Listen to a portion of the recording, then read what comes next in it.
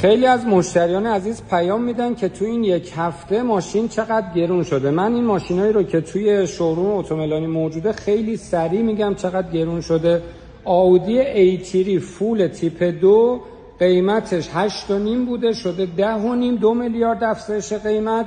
آودی تیپ 1 7.5 بوده شده 9.5، 2 میلیارد افزایش قیمت. BMW 325 2025 قیمتش 14.5 بوده شده 19 تومن، 4 میلیارد و نیم افزایش قیمت. رافور چین قیمتش 8.5 بوده شده 11.5، 3 میلیارد افزایش قیمت.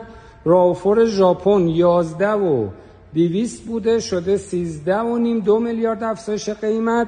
کمری چین حدوداً 8,200 بوده شده 10.5، 2 میلیارد و 300 افزایش قیمت. AX1 کربنش حدوداً 8,700 بود شده 10.5، 1 میلیارد و 600 افزایش. BMW X2 قیمتش 13.5 بوده شده 18 میلیارد، 4 میلیارد و 500 افزایش. تویوتا پرادو حدوداً 28 بوده شده 45 میلیارد، حدوداً 17-18 میلیارد افزایش قیمت داشته.